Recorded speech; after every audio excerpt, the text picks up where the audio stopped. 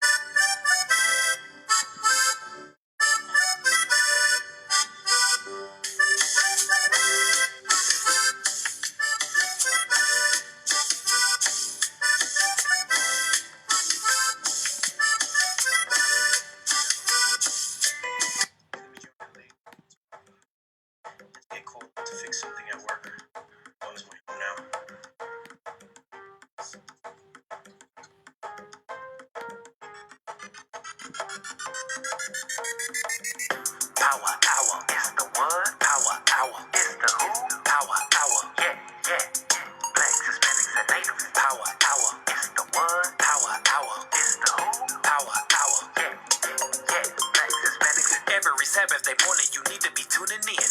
Wake up, get crust out your eyes. We about to go live, so come get the schooling in. About our oppression, we answer the questions like how do we get out this lower state? We let the script prophesy. We bringing the Bible to life so that you relate. The world thinks we're rejects, but that word we reject. Watch and we'll show you. Precept upon precept, line upon line, the script say we're the greatest, and they can't debate it. Salvation is only for the blacks, Hispanics, and natives. Power, power, is the what? Power, power, is the who? Power, power, yeah, yeah, blacks, Hispanics, and natives. Power, power, is the what? Power, power, is the who? Power, power, yeah, yeah, blacks, Hispanics, and natives. Power, power, is the what? Power, power, is the who? Power, power, yeah, yeah, blacks, Hispanics, and natives. Power, power, is the one. Power, power, is the who? Power, power, yeah, yeah, blacks, Hispanics, and natives.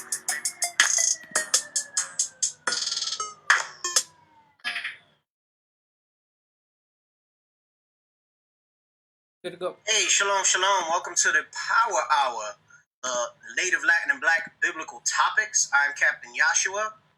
Happy Sabbath, Captain Aparium. Hey, shalom, Officer Rubain. And I've got with me Raphael. All right, all praises. And then we got the producer over there.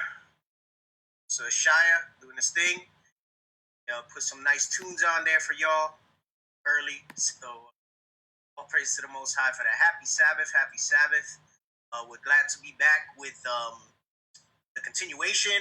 We had a good turnout, good feedback for the show last week. So we definitely wanted to continue on. As like I said, we have a pretty robust outline here to cover several bases on this. So Lord's will, we'll be able to kind of get through all of this today. And even if we got to go squeeze a little longer like last time, we'll do that just to make sure that this critical, important information for our people comes out. More and more information and data is coming out showing how our people, blacks, Hispanics, and natives, are being disproportionately affected by this virus. There's a lot of factors to that. Obviously, chiefly part of the Crafty Council, them kind of altering this thing so that it's kind of more virulent against our people, right? And this, of course, mainstream's not going to focus on that stuff. But us knowing the Bible, we know that it's not outside the scope of their diabolical minds to do something like that. So some people on the surface might be like, nah, it can't be that. It's the other things. Listen, Most a mastermind in all of this, and Bishop did his shout out Tuesday about the TD Jakes. He brought out some pretty good points about how Satan is going to ask permission for this stuff, and the Most High is allowing this to happen. Is the short of it, right? I'm not going to go too far left. We want to get health topic today. Satan's allowing this to happen.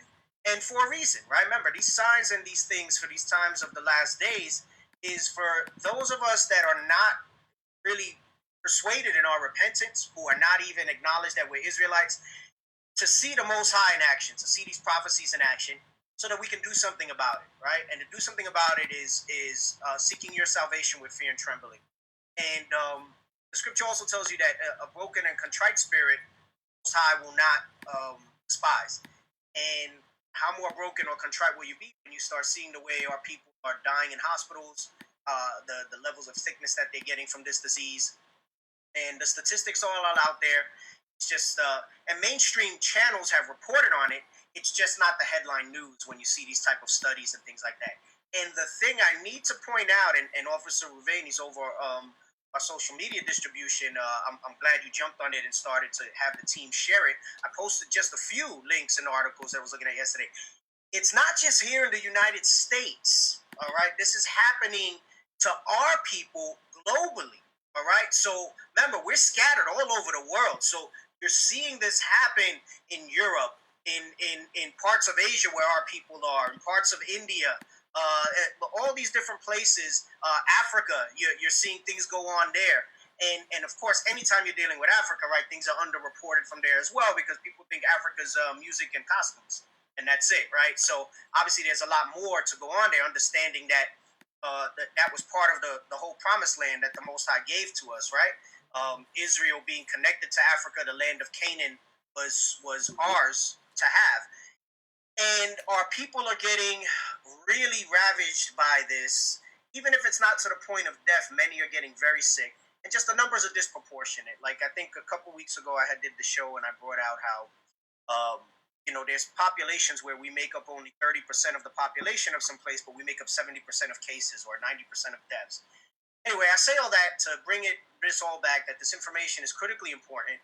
And just to re-highlight, we want to make sure that we're not necessarily, we want qualified good advice. We don't want to make the situation worse out of an urgency to react. We want to urgently react and adjust our lifestyles and boost our immune systems and get us to a state of overall health to better combat these sicknesses. At the end of the day, it's of the Lord if you're going to get something or not. But it needs to be done with sound advice, with good guidance, and we need to overcome that hurdle where we don't trust the medical profession, and rightly so. I've said this before, the experiments and the things that has been done upon us. So going back to the Sister Safia, in case some people didn't see last week's and they're tuning in, the sister has been studying for about 5 years now. She's on the home stretch here. She's a stone's throw away being licensed as a naturopathic doctor. She's done countless hours in her clinicals, so she has hands-on experience at this point, dealing with all levels of health. And like I mentioned last time, what I really love about what she's doing is that get the naturalistic approach, but where conventional medicine is necessary, it's not shunned just because of the stigma and the ignorance that we might have, right? It's going to be aggressive with making sure that We look for herbs, we look for natural things and natural ways to heal ourselves. But there are some points where you're so ill that you have to let yourself get some of that conventional medicine, right? And then once you recover from that, keep yourself on the path to health, right? So we're talking about preventative, and I think that's so big for our people is that preventative, right? So we were talking about diets last week. Went through veganism, and were you able to post that handout, Officer Ravine, on the website? It wasn't letting you put it up. Yeah, it wouldn't let me post it. You have to post it as a menu on Facebook because it's a Maybe we PDF. should do it as photos of the PDF. Oh yeah, Information gets out there. All right. So so the sister was kind enough to create some guidance on basically how to go vegan properly, right? And I say that because just like we say Christianity, right? We are Christians, but then there's Christianity as far as mainstream. Way veganism is portrayed and how people profess to be vegans. We discussed last week. They're actually probably not really being vegans. They're not probably doing it correctly. She went over great in detail how it's definitely a great diet for you if you know how to follow it properly medically. You can get sick being a vegan if you don't follow things right. Create other problems with vitamin deficiencies. And we went over the ketogenic diet, right? So we went over the keto, and we were talking about some people saying keto, and it's not even like that to be in ketosis. She was saying how if you really want to do it properly, there's vitamins and different things that you need to supplement with. And again, not that it's necessarily good or bad, but there are some issues with it because most people aren't following it correctly. And I think we left it at the keto diet, and then we were going to move on to a few more diets that maybe we can briefly discuss it before we start getting into some of the illnesses that plague us and different things like that. So I want to throw it back to you. I have here, unless you had any more points you want to talk about vegan and keto, looked like we were going to talk about the raw diet and then go into the blood type diet. So, sister, do you have anything? Welcome back to the show. Do you have anything that you want to kind of recap that I didn't cover with that recap? No, I think you pretty much covered it all. All right, great. All praises. So, let's talk about the raw diet. So we were still on diets. We were talking about the raw diet. Briefly, kind of explain to us what that is, and kind of the same format that you were going with last week. Pros, cons, safe ways to do it, so on and so forth. Praises. So the raw diet, or the people that follow this type of diet, do not cook anything they eat. So everything they eat is pretty much raw. Raw fruits, raw veggies, sometimes raw nuts, and so on and so forth. And some of the, I guess, health benefits, or some of the reasons why people do this, is because this type of diet is lower in calorie, it's high in fiber, so people are able to weight and stay thin, right, on this type of diet. Because you are eating fruits and veggies in their whole unadulterated form, some people also make the argument that you get nutrients from the food that you are eating. I don't see a lot of our people doing the raw diet, but occasionally you have a few patients who want to do the raw diet, or they eat on the raw diet and they're having some health issues. So one thing about this way of eating is that it involves a lot of prepping. You really have to be online, you look at different recipes in your kitchen, trying to prep in the grocery store, because fruits and veggies go bad quickly. So you kind of have to eat them quickly. You need to have the money in the store very frequently. And what I find is that a lot of people simply don't have the time, so they end up eating the same thing over and over and over and over again. And one of the issues that this brings is you are limiting the amount of nutrients that you are consuming. The raw diet is it's an okay diet for a short amount of time for a detox. A few times a year, we do the raw diet as a way to kind of give our body the chance to catch up. Since it's much lower in calorie, it doesn't take a lot of energy for your body to digest and break the food down. So it's able to detox and cleanse and whatnot. But eating it as a diet for long term may not work for a lot of people. And one is the point I just brought about the mineral and nutrient deficiency. Two, I also see a lot of people eat like raw beans or like raw sprouted. And beans is actually one of those things that you don't want to eat raw because it contains an acid called phytic acid. And phytic acid is actually very toxic for the liver, and it blocks the absorption of a lot of minerals. And so most people who do the raw, they either sprout beans, and this is simply not enough. So the best way to consume beans is to soak it for at least 6 hours before you get to kind of break down the phytic acid in it. Another issue is in the wintertime, right? Cold foods are naturally very cold, and we are cold during the season. So when you eat a lot of these cold foods, it causes a lot of damp in your body. And in TCM, which is traditional Chinese medicine, which involves acupuncture, which I took 3 years of, so I'm very well trained in acupuncture and the whole pain and the whole bit. But one of the ways that we diagnose people is through pulse. So you check the pulse on the left and the right, and it gives you a lot of information about their diet. People who eat a lot of raw foods in the summertime have a very slippery diet, and I can almost immediately guess what kind of symptoms, health issues that they are having because of what they eat. So if you want to do the raw diet, make sure that you do it when it's hot, because these raw foods are very cooling to the body. Another issue is that people miss out on very specific healing nutrients. A very prime example is lycopene. High amounts of lycopene are found in cooked tomatoes and other veggies like the tomatoes and peppers and some other veggies like that. If you eat it raw, you only get about 30% of this lycopene. If you cook it, you get between 90 to 100%. Now, why is lycopene so important, especially to our people? Prostate cancer. Not only does it prevent prostate cancer, that's one of the foods that we recommend for our patients who have prostate cancer, and they do well. And there's so much research telling us that if men, especially our people, a lot of this lycopene, the cases of prostate cancer will go down. And then there's also the issue of the gut microbiome. Just not an ideal diet for the gut microbiome in the long term.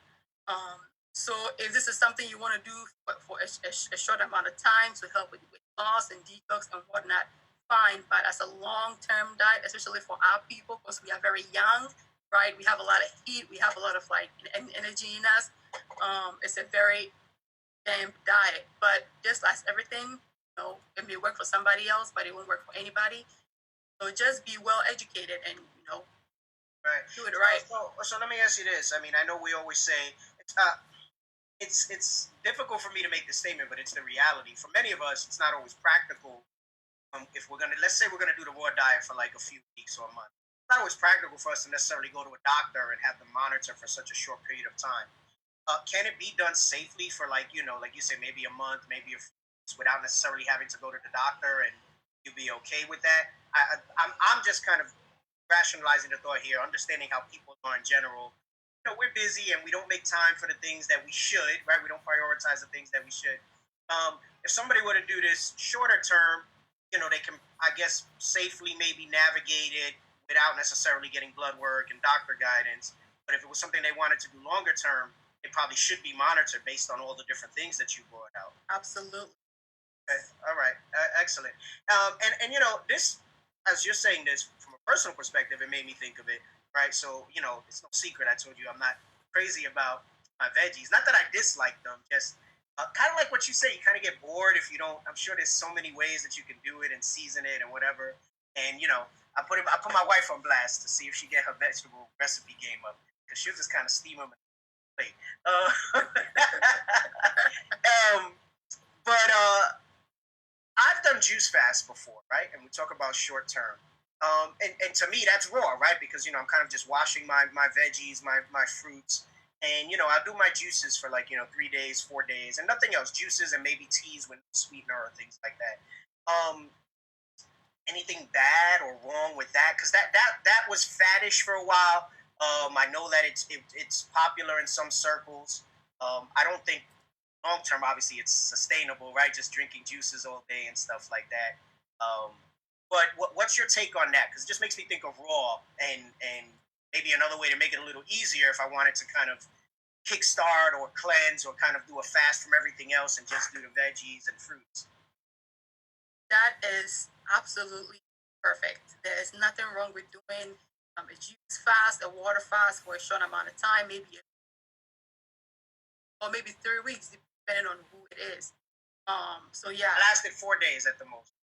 I wanted to chew. No, hey, but can I tell you? I wanted to chew, but I wanted a salad with like some dressing and stuff. Right. So I wasn't like craving meat and things like that. But I had this overwhelming urge for a salad, and then that's kind of how I broke it. Because then the salad, and then the next day it led to okay, I'm ready for some food. So, yeah, I still have my juicer. I have some good recipes that I really like. I remember I liked a lot of the stuff with the carrots and the beets in it. It adds a nice flavor. And I've been talking about maybe doing it again, but again, that's also very time-consuming preparation, right? You got to go every few days to buy your stuff so it doesn't go bad.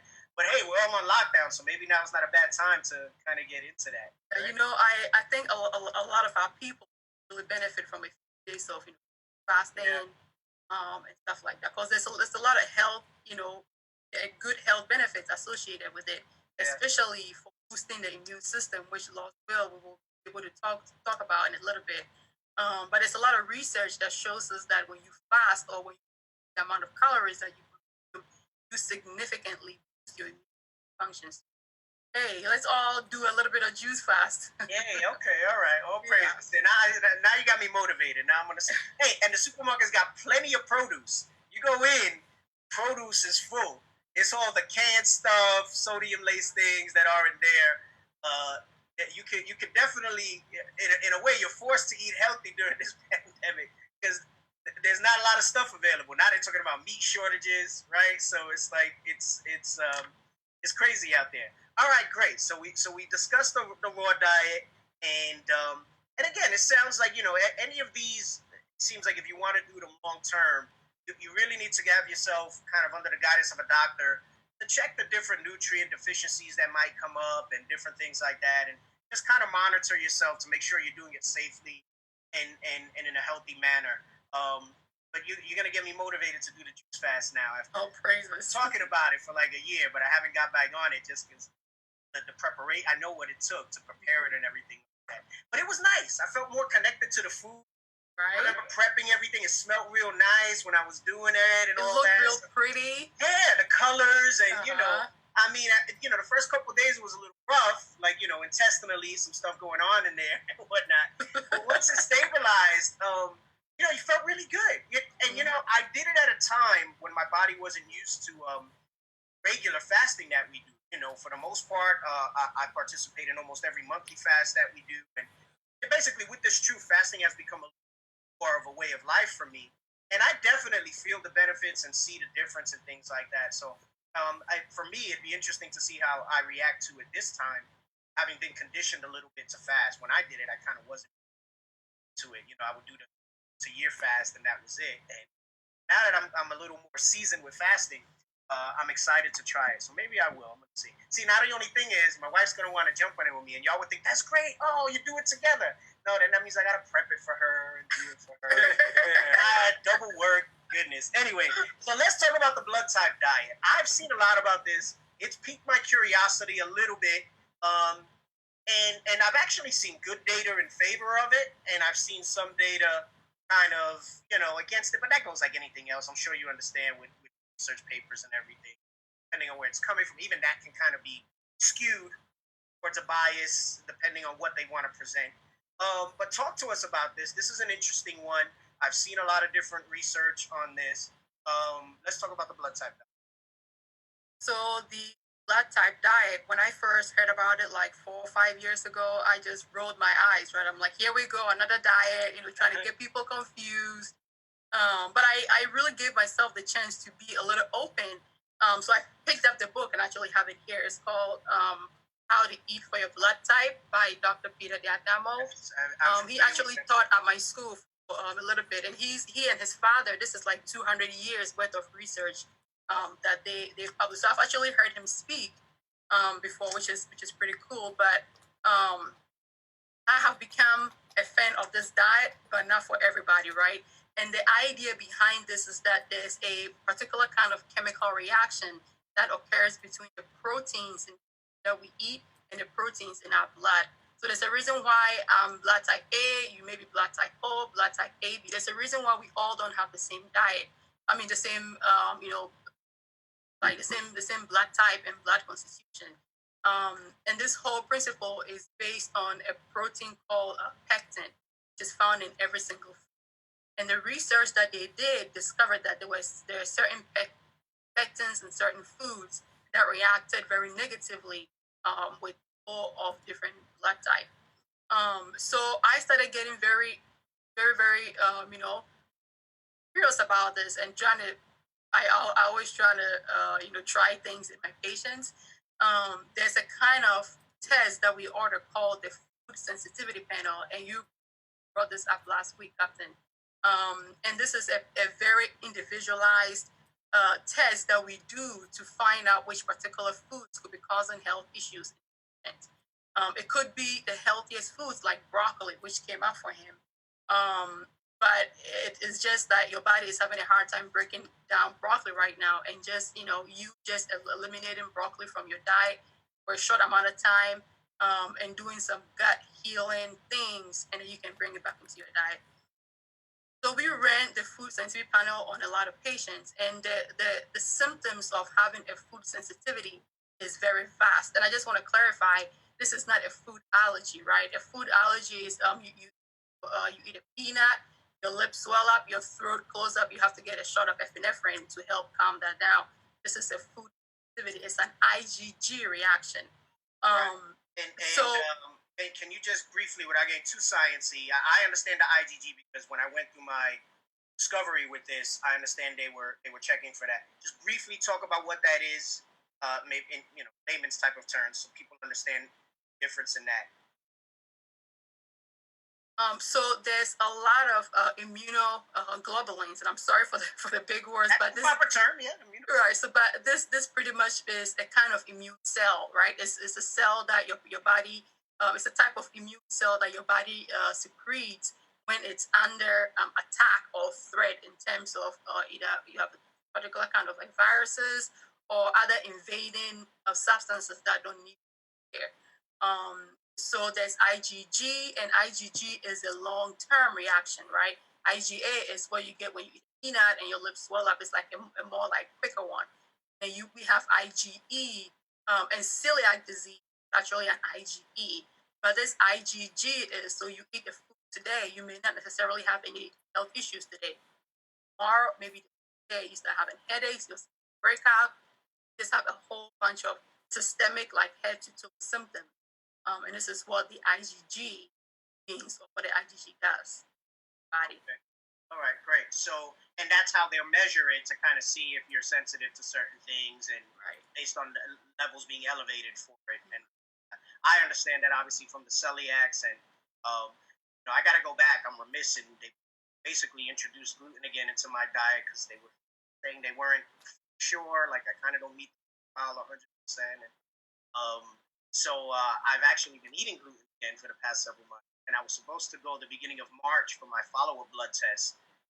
They just wanted to do it again because he says it's such a strong commitment for the rest of my life that we should really be sure. I went to a new doctor, a different doctor, and it was when everything kicked off. So I didn't want to go to do the blood test, not out of fear. I actually kind of felt like maybe they would like look at me judgmental, like, why are you here for a celiac test when people need space for COVID testing and stuff like that? So I said, let me not go because Edomites are going to be all judgmental of me and try to police, like, why are you here for that? But I need to go back for mine and kind of see the reactivity. So there's a blood panel, and then obviously they go to endoscopy again if we need that. So, but yeah, so I think I had mentioned it to Officer Rain, like, that kind of want me to kind of go back and do it. But that's just to say, that's how I became familiar with it. Most people won't if they don't see that. And what kind of drove me to that was some skin issues I was having and just kind of doing some research. And that's when I did the food sensitivity test to kind of see that. And just, I mean, again, I would say, and correct me if I'm wrong, allergies, an allergic reaction is kind of more acute, right? It's more aggressive. And then when you're sensitive, it's a little more subtle and sometimes chronic, right? Like meaning it'll kind of be more present with you, the issue that you're having. Would that be fair to say that? Yes, that's correct. Okay. I'm just looking for ways for kind of the common ways to kind of say it so people understand what we're speaking about here so they can see a difference. So, you know, if you have something that's been nagging you and you can't put your finger on it, maybe they might want to go and see if there's something with their diet or food that they might be reacting to. Absolutely. And I've seen a lot of patients who are diagnosed with lupus, Hashimoto's, had that like autoimmune diseases, and they didn't even have that. Like we did the food sensitivity panel on them, a whole bunch of foods came up. You eliminate those, all their symptoms. Great. Wow. Yeah. So the food sensitivity panel, there's right now there's a lot of different labs doing it, and most of them are not really doing it right. They just want money. But if you go to the right person, which is it sounds like you did, Captain, who knows how to not only order this lab but also interpret it, because they rate the food sensitivities on a scale of 1 to sometimes 1 to 5, depending on the lab. 1 means okay, you had a little reaction to it, but not much, and then 4 means highest reaction. So most of the patients that I see who have like a 4 and a 5 reaction. And I started doing this about a year ago. The foods that came up 3, 4, 5 for them were the foods that they were not supposed to be eating according to their blood type.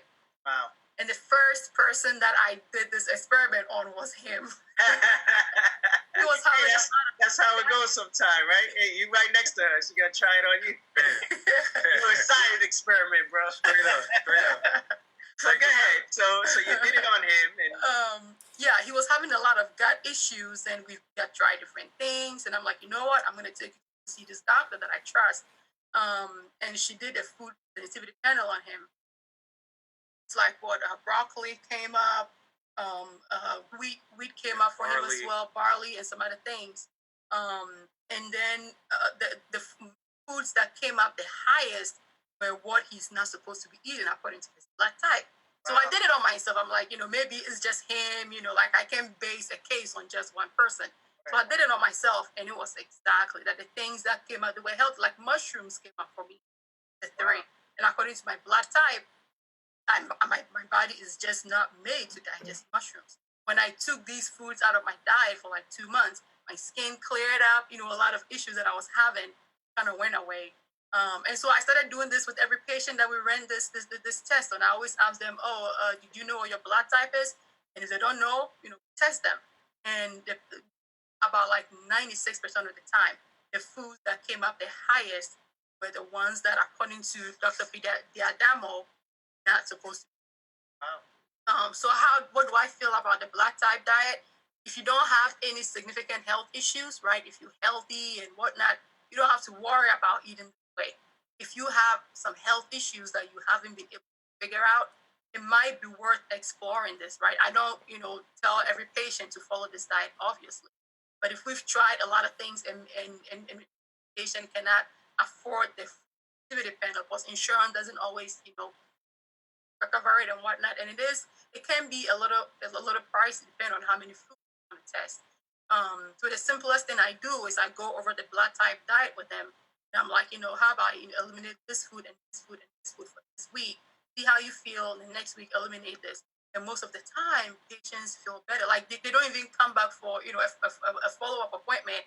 I have to call them to be like, hey, let me know how you're doing so I can keep telling people about it, or stop telling people. And they're like, oh yeah, I feel great. This went away, that went away. So I like this diet from a disease perspective, right? Obviously, if you're not sick, if life is great, you don't have to worry about eating this way. And I don't know how much time we have. Maybe we can go over very briefly all the blood types, so I can put it on a handout and people can check it out. Yeah, I mean, if we got to go a little longer, we're about 30 minutes in right now. Like I said, if we got to go over a little an hour, that's fine. I definitely want to get through the rest of this, but I think The rest of the areas I think will probably go a little faster. Diet's always so much more complex. So, why don't you briefly go over the different types of blood types?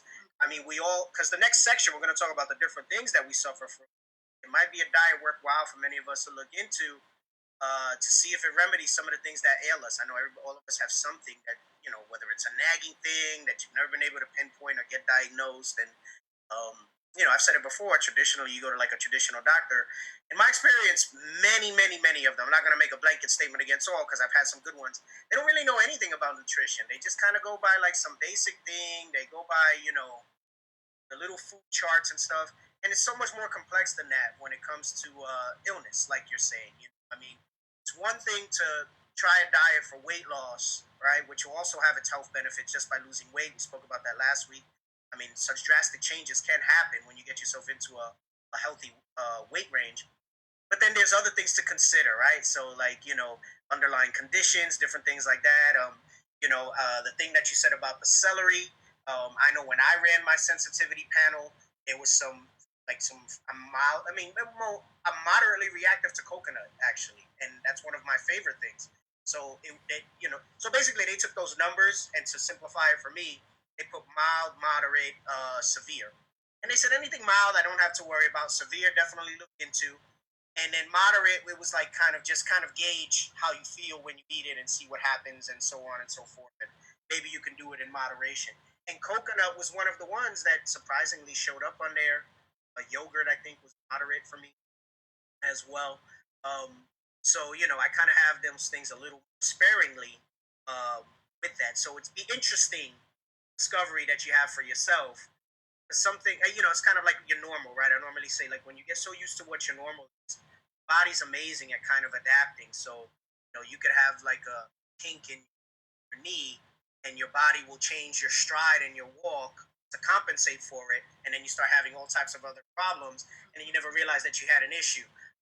We kind of get used to what's ailing us. And then we don't recognize it as something wrong until it's gone, right? So you try something like this, you eliminate some foods, and you're like, I put my finger on it, but I'm feeling so much better. And then you realize, like, maybe I haven't drank milk in a week, or something like that, and it's really making me feel different. So, I think this is, to me, this is really the blood type diet sounds like definitely, as far as a health perspective, is a very promising one for many of us to try and see. Obviously, a little more complicated because got to make sure you go to the doctor, right? That's what I like about it because it makes people go that they see somebody, right? And get the blood work done and stuff. So, but they can't just go to anybody and try this, I guess. They really got to go to somebody that's versed in this. Yeah, you do. And like I said, like, unfortunately, because we have a lot of patients who come to us and they've already had this, food sensitivity panel done. But like, you go to this lab's website and it's crappy. Like, they're not approved by the FDA, right? Yeah. It's just like some random person in their garage, like, running this panel. And then when we run it with the labs that we want, completely different. When we treat them according to the values or the foods that we get, they do better. So you can just go online and find like random labs and do it with, just wasting your money. Because like I said, this panel can be quite pricey. And that's what happened to me, sis. I went through one of those labs. And they were actually pretty good because they recommended that I go for a follow-up. Like, they have a lot of disclaimers that say, hey, this is just a preliminary data. You should go and get, a more follow-up. And I did. And like I said, I'm pretty fortunate. I found a good doctor and looked at that. And then he ordered, like, based on that, he ordered panels of, I guess, the medical grade test that you guys do to kind of really dig deeper and confirm that, and see if I really was there. So, I think that especially now you see that a lot with the marketing, right? Like, there's a lot of labs doing testing and things like that. You can't have that as like the end all be all. You still should go to a professional that's licensed to kind of follow up. I would definitely urge that. Yeah, and I also think, like, I think you mentioned it pretty briefly. A lot of these the doctors in their medical school education, they spend 2 weeks studying nutrition. Yeah. 2 weeks, So in my school, we have a lot of MDs who actually come take nutrition classes from us because I take 3 years of nutrition classes. And like the bulk of what we do with patients in the clinic is like going over, all the different like dietary and stuff like that. So when you do 2 weeks of nutrition classes and they tell you like one size fit all, because that's what you're gonna get from 2 weeks worth of nutrition classes, it's very difficult for them to kind of like their brain just don't think about nutrition the same way. Like, why am I gonna waste like 30 minutes talking to you about your diet when I can just give you a pill and make money from insurance companies? Right. You know, so it's there's a huge thing there, and I actually find it very funny when you have like MD practicing for 5, 6 years come to your school and they asking you for help with different patients. And I'm like, wow, what did you do in medical school? Right. Hey, but you know what? At least you got some that are actually doing that. I mean, I Yeah. think it's so big to be able to acknowledge what you don't know. I think that's a big step to being able to learn more and be open to the information and process it, rather than just say no and so on and so forth. Hopefully, they start to see. I mean, it's hard the way the whole industry's set up, especially healthcare here in the United States. It's very money driven. It's gosh, I think I've mentioned it before. I had to take a course, a writing intensive course on just the healthcare system and how it works, and it's really, I mean, how there's like a formula for how many days you can be in a bed and so on and so forth, and it's all money driven. It's all capacity driven. They continue to make revenues and things like that. It's a shame. It's a shame. But that's the reality that we live in. That's the world that we live in. But it'd be great if like you kind of see more MDs kind of coming on with that, and or at least let naturopathic medicine kind of be a little more prevalent. Maybe you come somewhere in between. I don't know. Esau's the devil, and they want to keep us all jacked up. So talk about the blood types real briefly, so that way we can cover maybe the last two diets, and then we'll move on to the illnesses and the herbs and things like that. So let's start with the blood type O, right? This is in the book, according to the book, this is the oldest blood type.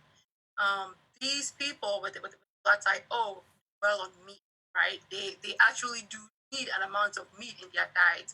These are the people that when they go vegan or vegetarian, they do really crappy, because their body just want that. These are the people too that do very well on vigorous like exercises, right? So your triathlons, they in the gym, they lift weight. So you can't compare yourself to somebody else, because everybody is very different. The people with blood type O don't do well on like milk and cheese or like any other dairy product. They have a higher incidence of having hypothyroidism, so a very like sluggish, kind of like way about their life. That is why they do very well on very rigorous exercises. These are the people that they can lose weight like this, right? They change their diet a little bit here and there, and the weight just melts off. And I find that a lot of men are actually blood type O. So you hear women say, "Oh, my husband just stopped drinking beer, and he has like a very flat tummy." Well, yeah, I'm definitely not O. No, I know my blood type. I'm just it ain't easy for it to come off of me.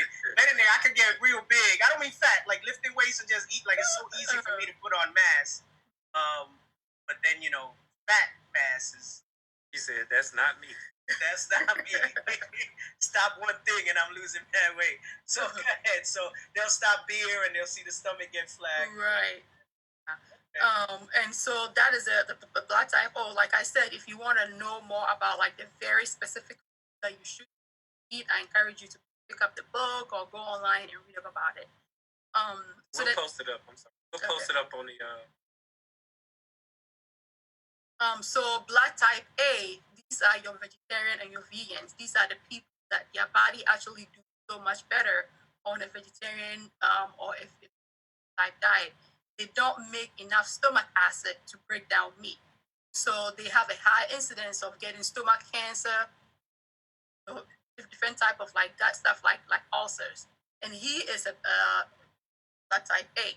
So meat, his stomach does not do meat. And every time he like eat some kind of animal product or meat or something, for days after that, his gut just does not do well.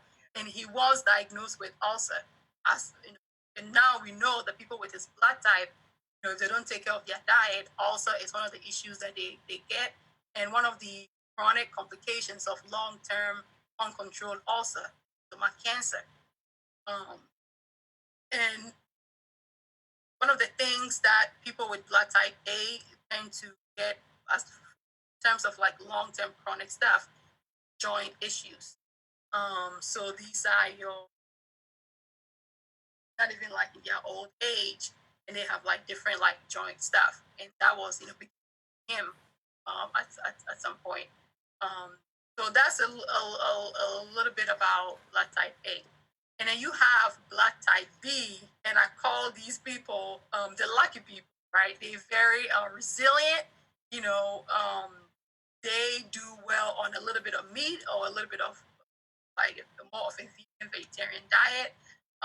These are the people that they get diagnosed with cancer or other health issues, and then they change their diet, and then it all goes away. Like their body is very, very responsive to healthy dietary and lifestyle stuff.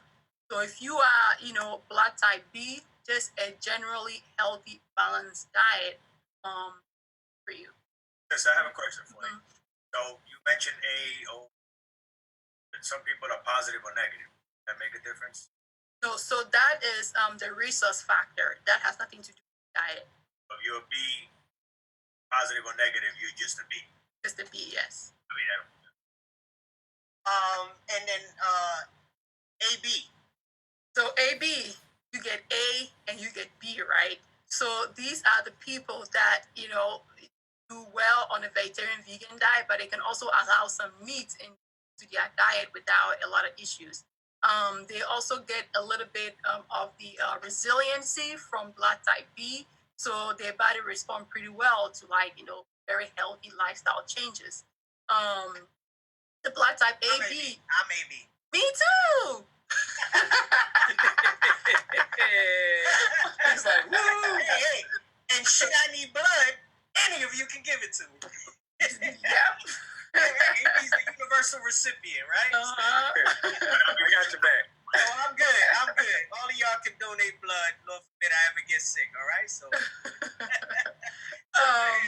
and then one quick thing with the blood type AB, they do really well on tofu. They do really well on soy stuff. You have not had my tofu, Captain. I cook it really well. I listen. I'm open to trying it. If you ever want to, send a little with the officer or bring some when we can get back to the school, I will try some, and maybe you'll get me hooked. So. Oh, praises! Yeah. So that's it with the different blood types. Sounds interesting. I think from a health perspective, that could be really good for maybe a lot of people to do some research into. Show a lot of benefit, especially if you have some things going on with you. I would say that are nagging you. You haven't really been able to get diagnosed or treated well. It might be a good look. All right, so let's briefly talk about Mediterranean paleo. I know we said if time. I want to create the time to just speak about it briefly. Mediterranean, a lot of times in those diet rankings, gets ranked pretty high. Like year after year, it kind of shows up pretty high. I've read some reasons why. I'd like to hear what you have to say about that one, because that's a very popular one. And I actually really like a lot of Mediterranean style.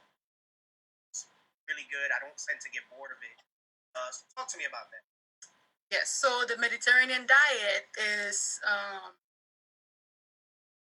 one that I personally like. I don't necessarily follow this diet, but if I have a patient in front of me who is like, you know what, I just want to learn how to be more like a little more healthy. I don't have particularly any health issues going on. Just like, what should I eat? This is a diet that I recommend for patients. This diet allows like lots of fresh fruits, veggies, nuts, legumes, fish, and they limit the amount of red meat and other meat stuff. So it's pretty much just like a general healthy diet that advises a lot of fruits and veggies, and we know that more fruits and veggies in your diet is typically very healthy. The difference between the Mediterranean diet and the paleo diet is that the paleo diet does not allow legumes, grains and dairy. That is a main difference. They also allow lots of fish, fruits, veggies, nuts, seeds. The main difference is that no grains, dairy, and no. As we mentioned, people with blood type O don't do well on grains. So this could be more of if they are speed, if they don't have any health issues going on and whatnot. So I actually like the paleo and the Mediterranean diet because it's not very restrictive and what it pretty much is a healthy, well balanced diet with more fruits and veggies and less meat and animal products. Good. So I noticed. Listen, there's a ton more diets out there. Yeah. Usually, a lot of them I've found people trying to find an edge to market something or some expertise, and they'll take a little from one, a little from another, and just anything so people don't have to take accountability and get a quick fix is what a lot of them are like. Oh, well, just eliminate this and you'll be fine, and just eliminate that. And I guess clearly there's so much more that goes into it based on what out diets here. So, in the interest of time, let's move on to the next one. All right. I'm sure if people want more info, I'm gonna post the vegan thing, vegan guidelines. And sister, should you feel you have the time and the desire, if there's any write-ups you want to do on any of this, that's fine. I know you're busy with school and everything. But as a bonus, or even if you just want to point us to the resources where people do their own research, get that to your husband, and I'm sure he'll make sure we get it on the pages and stuff like that, and have some links to resources. So, illnesses that plague Israel, right? So we have here, we're going to talk about some causes, complications, natural and pharmaceutical treatments, right? Because there is a space for that. And then you also say maybe some patient cases. So we have some scriptures. Officer Ravane, you have some scriptures here. Do you want to bring them out? Yes, sir. Thank you.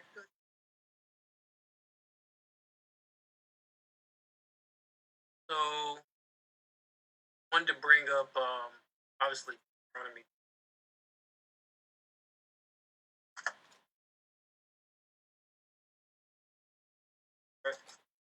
Deuteronomy 28. Sorry, I'm using that crispy new apocrypha. Right, I'm using mine is newer too, but mine's falling apart. I'll read it for you. All right. Officer, hang on. Grab it. The book of Deuteronomy, the 20th chapter and the 61st verse. Also, every sickness and every plague which is not written in the book of this law, them will the Lord bring upon thee until thou be destroyed. Right. So basically, the Most High is letting us know that in addition to all of the, the different plagues and things that were mentioned in the Bible, there were going to be some that weren't mentioned in the Bible that we were also going to be affected with, like COVID-19, for example. So, Sister Zafia, what she's going to do is just basically go through some of the things that this scripture was talking about. Yeah. So the first thing that I want to talk about that I think is actually a disease is obesity, right? Blacks, Hispanics, and Native Americans are the most. And when we go to see the doctor, they don't really do much for us in terms of, right? They just give us the pill and the medication. They tell us, oh, you fat, eat like this, eat like that. But there's more to it than just, oh, take this pill or eat like this and eat like that. And now we know that obesity is a major underlying risk factor for COVID, right? So this is, and not just for COVID, but it's an underlying risk factor for a lot of other health issues that we get as a nation. One of the reasons why most of us are overweight or obese or have such an issue when it comes to losing weight is that our diet is very high in processed. Right, we don't eat real food. Most of the things that a lot of us eat are processed. What do I mean by processed food? It's in a box, it's in a can, it has a million ingredients that you can't even pronounce, and it has very unnatural taste. What happens when you consume foods with very unnatural taste? That it stimulates the secretion of certain feel-good neurotransmitters from your brain. With time, your brain continues to crave these unnatural foods. Right? So that hyper palatable, right? Is that what they Yes. say? So like Doritos, you start, right? And then you just get Yep. it down, or the Lay's potato chips, and you keep digging and digging, right? So mine is the Cheetos Puffs, not the Crunchy Puffs. I eat a whole big bag of that and not even realize that I did it.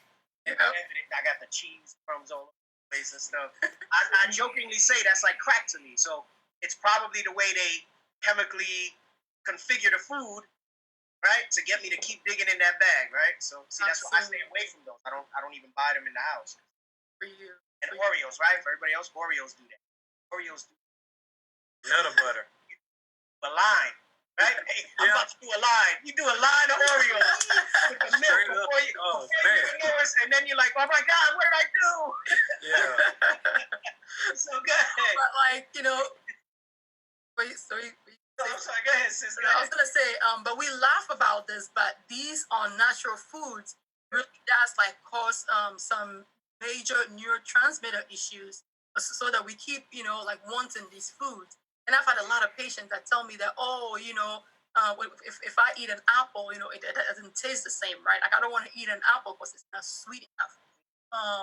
But so these are the patients that I recommend various juice cleansers for. Because what you need is a few days for your brain and your taste buds to readjust. I remember when we did our 6-day juice or water thing. Juice fast. The juice fast, yeah. And we went back to eating like sweet fruits. Like the fruits was like really, really sweet, right? Yeah. And that's because like you've given your taste buds the chance to adapt to what food is supposed to taste like. Another issue I want to bring up, two hormones, is called the ghrelin and the leptin. These are two hormones that are involved in diet and satiety. So the ghrelin is the one that is secreted hungry, right? So it sends signals to your brain like, oh, I need to eat something, I need to drink something. And the leptin is the one that is secreted when you are full. So you're like, oh, I'm full, I don't want any more. When your diet is very high in these processed foods, there is a dysregulation in the ghrelin and leptin. So no matter how much, you know, cakes and, you know, pies and Oreos you eat, you're not full. You just keep wanting more. It's because your brain no longer responds to the signals from leptin that I'm full, I don't need it. And I see this in a lot of my patients. Another issue is insulin sensitivity. If you have high levels of insulin in your bloodstream, no matter what you do, not lose weight, right? That's when the yo-yo dieting comes in. Not lose weight, or even if you lose it, you gaining weight and losing. And this up down in weight is also not very healthy for you. Also, too much meat, too much animal products in our diet makes it very difficult for us to lose weight. And also, there's a lot of nutrient deficiencies that causes food cravings, right? So when you follow these extremely restricted diets and you still find yourself gaining a lot of weight, it may be an indication that you just lacking a lot of these like important nutrients, and your body's way of telling you craving sweet, salty, fatty, and whatever it may be. Occasionally, there's also some endocrinological issues such as hypothyroidism that can cause somebody to gain a lot of weight and just not moving enough. You know, I'm not telling you to go run a freaking marathon or go hike every day. Just move, like walking. You know, walking is actually very like I don't like the gym. You know, I've tried it. It's just not for me. I rather put my headphones in and go walk. And walking is actually a very effective exercise. Now, depending on what you want your body to look like, you can do the weights and all the extra things. But just get yourself moving. Also, laziness and just boredom, right? What do we do when we are hungry, when we are bored? We eat, you know. And now more than ever, with this whole like people staying at home, a lot of my patients are like, oh, I gained 10 pounds. Oh, this happened, you know, because if you bored, if you angry, if you upset, right? What you do is eat. That's why it's so important. You know, and the scriptures tell us you need to learn how to rule your spirit. I know for me, every now and then when I get like very upset, what I do is I eat, right? When I get very, very, stressed out with school and finals, I eat. But learning how to rule your spirit, and learning how to take control of your emotions and what you are feeling, and just being able to be honest with yourself. I'm not hungry. I'm just angry. I'm just upset. I'm not hungry. I'm just bored, right? And I really like what you said in that Sabbath class.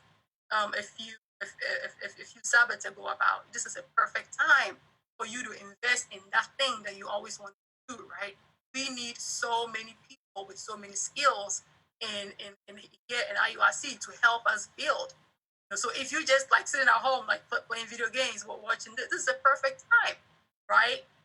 So that is my soapbox. That's a good soapbox. What you're saying is that if you're angry, you don't need a Snickers. Hey, it's crazy how they do that, right? They tell you if your mood. I mean, I get it, right? You could probably get the same effect if you ate a piece of fruit or something, right? Because hey, I know hormones play a role, like when you're hungry, right? Like they call it hangry. We got the joke. So I can get pretty hangry, right? Part gets really hangry. I walk around with snacks if I know we're gonna be without food real long, so I can just give him a snack when he. Like, here, take. and I'm very glad you brought up the issue of hormones, because when you are stressed out, chronically stressed, there's a hormone called cortisol that is released. Now, cortisol is a stress hormone. It's a fight or flight hormone, right? It's supposed to be released when you out there and that there's a bear or like a snake. When we're hiking a few weeks ago, I almost stepped on a rattlesnake. It was literally in front of me. I jumped so high. I didn't even know I had that in me. But that was the cortisol. So, that's how you hear how like people in a stressful situation, they'll lift the car off somebody or something like that. Right. But the cortisol, when it kicks in when you're hungry, is different. Absolutely. Absolutely. So when you have high levels of cortisol in your bloodstream chronically, it goes hand in hand. Insulin, high cortisol, high insulin, high, yeah. So it's just a whole like chain cycle. There's so much that goes on with the different pathways, the hormonal, the enzyme pathways that we have, and everything. Obviously, that's why people like you study all those years to get all that, and actually see it in practice. I've always had respect. You hear me in my classes. I've always had respect for science. But I always say, remember, the scripture says oppositions of science. So if it's contrary to what the scripture says, then that's not good science. But if it goes with what the scripture says, because that should be the main thing, right? That whatever science proves, that doesn't invalidate scriptures, right? So the stuff that jives with what the scripture says, good. And it sounds like a lot of what you're saying does. I mean, listen, the scripture tells you don't surf it on meats. It tells you, right, let's use the stuff that's in the earth more. And even jokingly, I've had conversations with you because I get defensive about my protein. I tell you, I got to make sure I have a little side of protein. And you've told me like, hey, that's not bad, but you got to throw more veggies in for this and stuff like that. And so Jahira, I need good veggies. All right, that's your fault.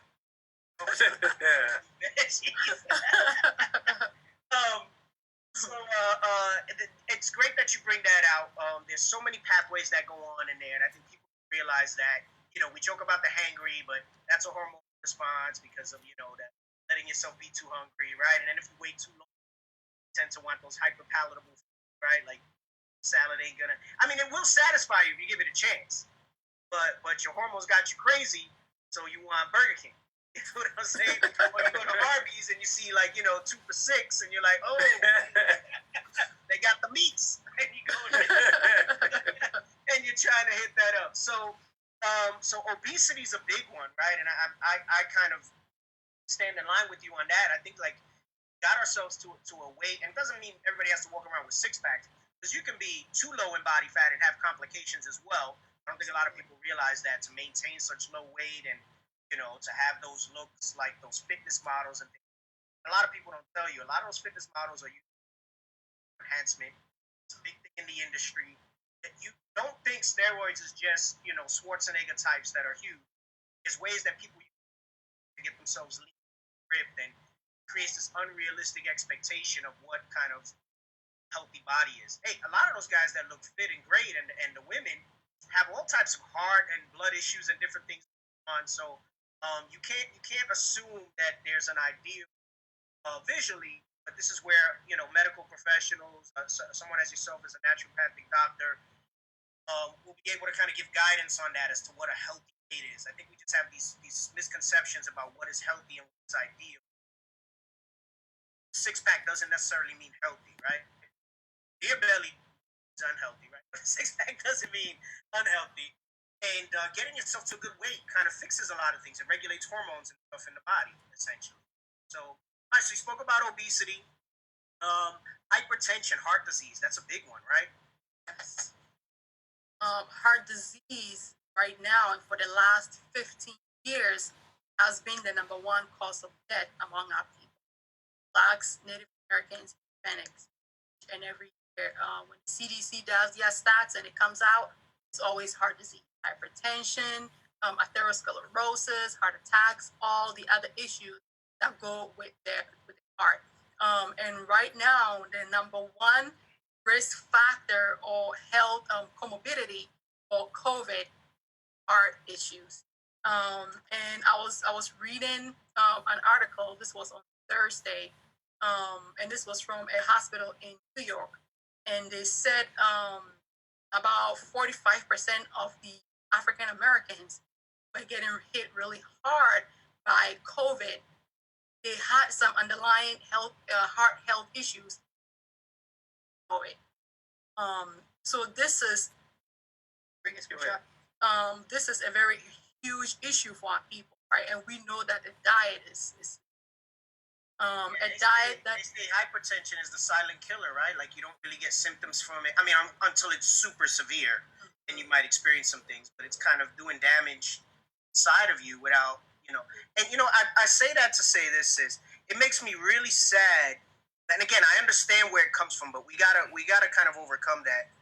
Our phobia of doctors keeps us away from actually, like you said, they didn't know.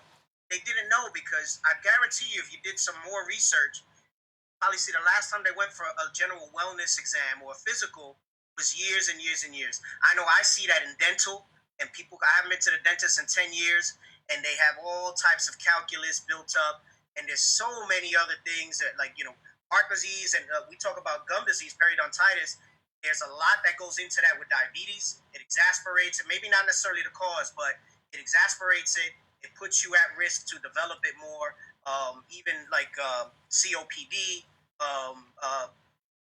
cardiopulmonary obstructive disease, and all types of heart disease and hypertension can be correlated in the mouth as well. So, from my side of things, seeing it that way, that's a big thing. And I've worked in some settings where it's just our people, right? And I see the difference. I see the difference between people who have status and some money and their health. And I'm not saying it's always like that, but there is a disparity. Those of us that don't really have that access to care, or we have it in our head not to go for these wellness exams. Definitely, especially here, I'll tell you, we're always going to go by what the scripture says, right? Because God's medicine is not wrong. But I guarantee you, almost all of us that are in leadership, for the most part, make sure that we go for well visits. We do that stuff. I don't want to create the misconception that we at IUIC are not pro-doctor. We're just kind of go by what the Bible says first, but then seek the care if you need to care, right? The scripture does say honor the physician, and then people, to confirm their bias, will say, well, no, remember, the physicians then were different. So that means don't go to the doctor now. Listen, you're not going to know something like heart disease, something like even diabetes. You're not going to know without going to get those diagnoses, right? And this is what I always kind of say. When you're broken, go ahead, go to the doctor. And when you get yourself to that place where you're well, get good advice, get good medical advice, and work to get yourself off drugs. Because you can. Diabetes can go into remission, right? You can control your blood pressure naturally. But sometimes if it's so severe, you got to go into those type of treatments, right, where I mean, we might not talk about it today. I may have to have you back again, sis. I don't know. This is really in depth, right? Hey, I'm here. I may have to have you back again so that we can kind of really knock this out, because I think the part that everybody's anxious for is the healing and the natural. And I like how you put that a little lower down, because we had to set the table with all these other things first. You can't just jump into healing if you don't know what ails you first, right? So, there's no one size fits all, even with herbs and medicines and things like that. So, like we joked how we saw everybody was throwing all the remedies up that day. And it's like all of a sudden everybody became an expert. And it's not to say that some of those things aren't good, but it's like, gosh, like, where's the advice on how to do this stuff? If you mix some of those, you might get an adverse effect just because it's herbs. But if you believe the herbs are potent enough to heal you, they're potent enough to harm you if you don't do it right and properly as well, right? So we got to be mindful of that stuff. So going back to bringing it to this, I like the fact that we got to emphasize that you have to go. We have this stigma with doctors. Israel, go get yourself checked out. If it hasn't been a while, me being in dental, I'm gonna tell you, even go get your mouth checked out. Some of y'all, I joke about, how I am with my class. I joke. Listen, I came up under Bishop like explicitly, and so me and him have some similarities with that. And I'll be getting on brother and be like, man, some of you haven't been to the dentist in a long time. You be like, bro, you fasting? Like, nah, man, I haven't fasted in 3 months. Woo! Right? It's like, it's not fasting breath, it's unhealthy breath. Right. But it's not just bad breath that stems from that. There's a lot of other underlying conditions. I'm sure you're aware, because you have a body approach to your studies. Stop, Israel. We're not saying don't go to the doctor. We're just saying be educated, take control, right? Just like anything else. Be wise in how you handle stuff, especially with your health. And I would implore you, and I'm pretty sure the sister wouldn't disagree with me. Go get your blood drawn. At least go for that basic type of thing, and then see, right? And don't just necessarily, if they want to prescribe you something, just run with it. Find out, read about it, see what's there.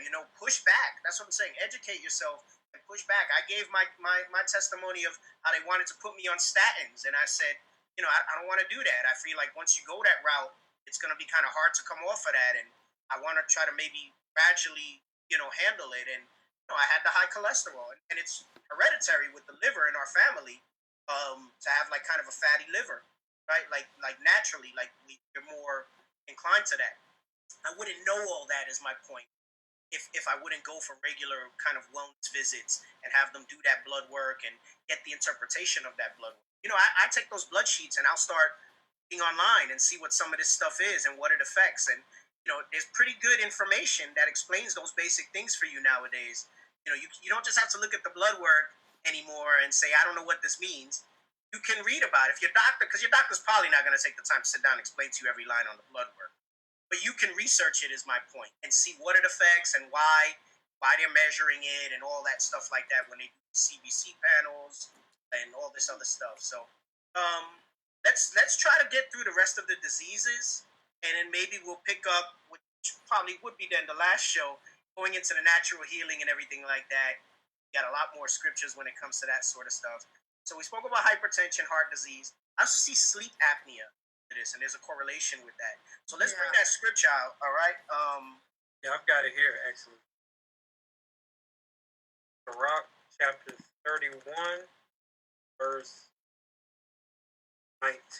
You know what? I'll read it and you explain it, because you kind of asked me about it, and you said, would this be relative to sleep apnea? And I said, yeah, that's exactly what that sounds like. And then that way the sister can then explain about it, right? So I'll read it and bring it out, officer. So it says, Sirach 31 in the Apocrypha.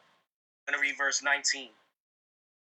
It says, a very little is sufficient for a man well nurtured, and he fetcheth not his wind short upon his bed.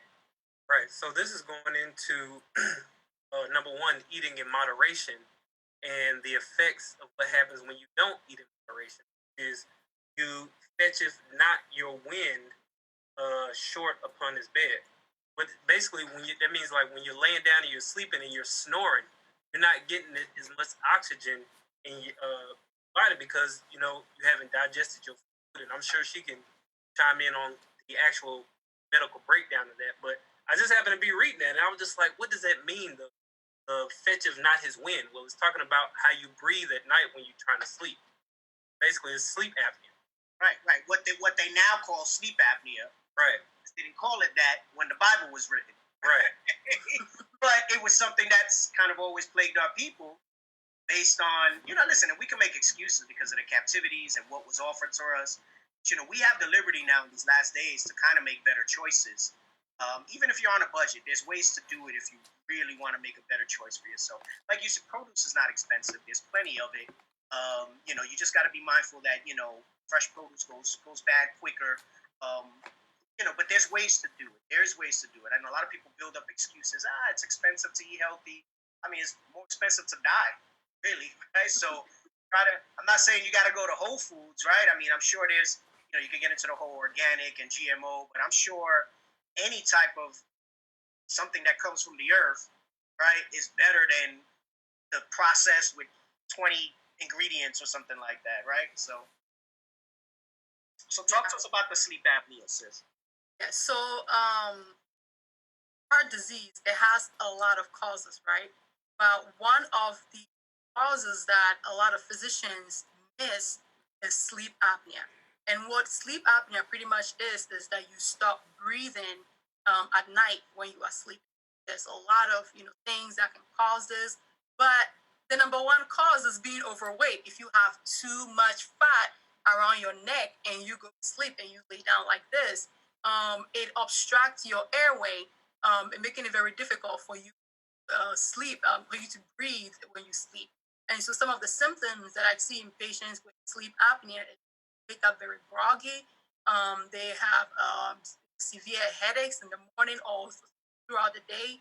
They wake up with a very like sluggish digestion and heart issues. Heart issues is one of the most common long-term consequence of having sleep apnea. And so in my patients, especially my African American patients, I send all of them for a sleep study, and a sleep study is how you diagnose sleep apnea, especially if they have high blood pressure or other heart issues that we don't necessarily know exactly what could be the cause. And most of them have sleep apnea. And one of my patients, Issachar, when his sleep study results came, in one night, his brain or his body lost oxygen for a combined 7 minutes sleep. And for him, he needed to see that to be like, okay, I need to lose weight. Like I need to take control. And when he lost the weight and he did all of that, his heart issues went away and he no longer needed the high blood pressure pills. And so now this is actually a very it's a story that gives me chills. So now he set up like health and wellness things in his community. He got his whole family on board, and like every week he goes around and he educates a lot of Issachar people. I meant to give him a flyer, but I could get in trouble at school. So I use, I'm very cautious when I do that. Yeah, you gotta use say that again? I said you gotta use wisdom. So yeah. So just have Ruvain wait for him outside, and then just bring it out. So yes, sleep apnea, and I'm so glad you brought up the gum disease because I have that on my list. And people, you can just go online and Google. Like there's lots of research out there telling us people with gum disease, so gingivitis, periodontal gum disease, they have a 7 times increased risk of having heart issues. Yeah. And I learned this the hard way 2 years ago with my dad. My whole family is in Ghana. He has the cleanest diet. He has his own farm, organic farm. He walks every single day. He's just like really healthy, but he has this hypertension and heart issue that nobody could really figure out. Kept giving him pill after pill after pill, and this is like a 60-something healthy-year-old man. So when they came to visit me 2 years ago, I took both of them to see a dentist. And the dentist was like, I can't even clean your teeth because you have really bad periodontal gum disease. And so I got him a book about the correlation between gum disease and heart health and diabetes and all of that. And for him, it all makes sense to him now. And actually, in a lot of patients who have high levels of a lab marker called C-reactive protein, and C-reactive protein is a hard how do I explain? It's pretty much a marker of systemic inflammation, particularly of the heart. So people who have high levels of C-reactive protein, you know, have a higher incidence of having heart issues. That is the one lab that we use to measure incidence of heart issues. Patients with gum disease, each and every one of them have really high levels of. Yeah, well, that would make sense because it's a constant. I mean, for a couple reasons. Me, obviously, having specialized in the head and neck with being a hygienist. You're in a constant state of inflammation for something that can't heal. The gums are open. The inflammatory process when you have a wound, it closes, and then that stuff can die down. But your gums don't close. So your body keeps sending blood, it keeps sending white blood cells and all these different things. And this is where you create this. I mean, it's largely what, if you think about it, people really aren't dying from COVID. They're dying from the body's response to try to manage the COVID. And I think a lot of people don't understand that inflammatory response. I mean, again, that's probably going deeper and outside the scope of the show I want to get into. But inflammation obviously is a huge thing. And it's crazy because our body's so efficient at handling most things. But until it learns how to handle it correctly, this is where you get these symptoms that are detrimental to you. Kind of almost killing yourself in some ways. I know this is an oversimplification, but you kill yourself trying to fight what's there. When it comes to gum disease, it's that constant state of inflammation that's in your mouth. And then not even getting into the bacterial load that's there and how that causes different things because you ingest that bacteria. Don't think your stomach acid kills everything. Bacteria can be found in sub-zero temperatures. It can be found in temperatures as high as in volcano. They found bacteria, there's different types. There's aerobic, anaerobic. They can survive everywhere. And it just creates this perfect storm of complications in your body. And it makes a lot of sense when you think about it that way as why you'll have it in the heart. I have patients that have conditions and they have to pre-treat with strong doses of like amoxicillin or clindamycin prior to a deep cleaning, what you hear colloquially as a deep cleaning. We have that as a scaling and root planing periodontal therapy. And because of the bacterial load that's going to be released as we clear out that bacteria and that stuff gets in there. And if you have pre-existing conditions, it exasperates that. And that's during a cleaning. So imagine if you have this constant state of inflammation. I'm telling you, I've seen some horrible mouths. Like I got to breathe through my mouth because the mask don't help. Like, they call it a fetid odor. I know you know what fetid means, sister, right? It means crap mouth, all right? Fetid means crap mouth. Like their mouth smell like crap. And it's sad because it's really just our people just don't know and they don't understand. And it makes me laugh when they'll say, well, my family, we just have bad teeth. Yeah, genetics play a small role in that, right? But not to that extent. Because when you say that, it's like I'm just accepting it and I'm resigned to not change it. And that's the thing that's frustrating. We want to enact and encourage and provoke change in our people, which is why we do these things and why we're doing this type of shows. So. And then one last thing about some of the causes of heart disease is certain medications. One is ADHD, other antipsychotic, anti-anxiety meds. One of the long-term complications is heart disease, and not all of them, but most of them. So that's another thing. Yeah.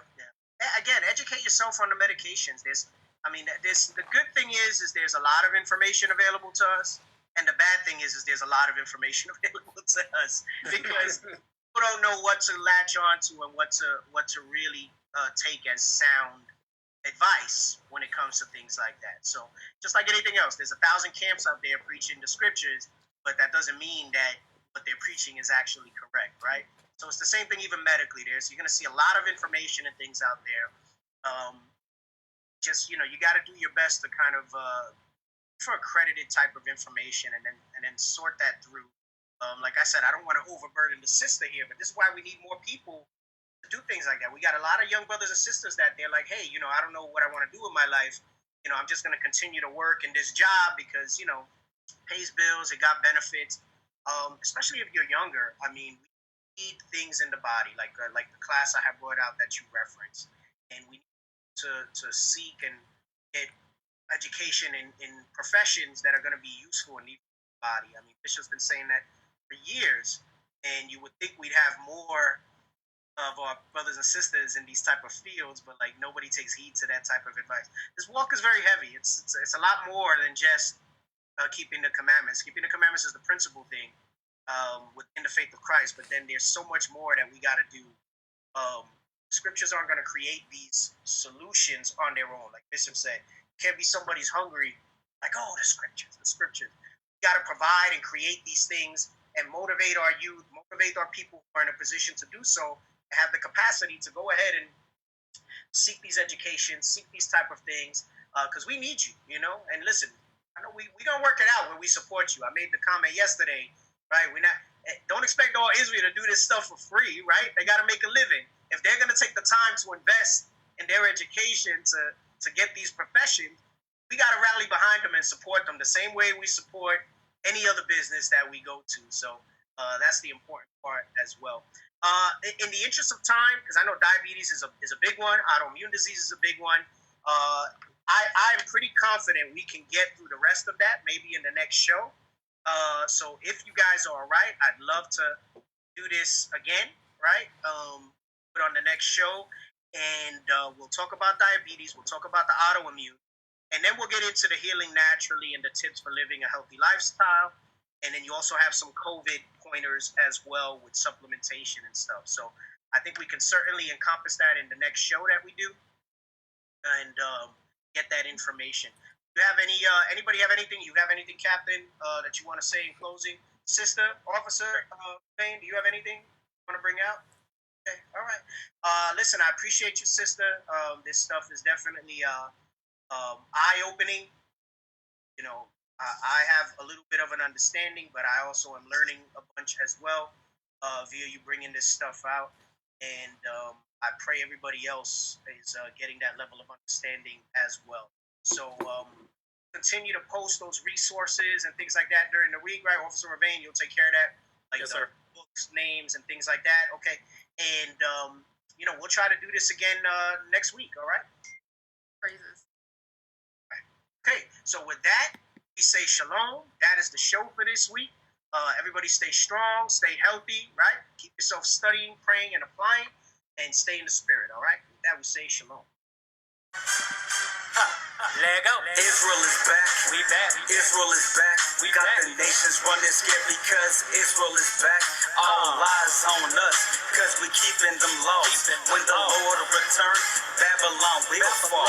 Precept solid. We got them on lock. God's chosen people with Christ as our rock.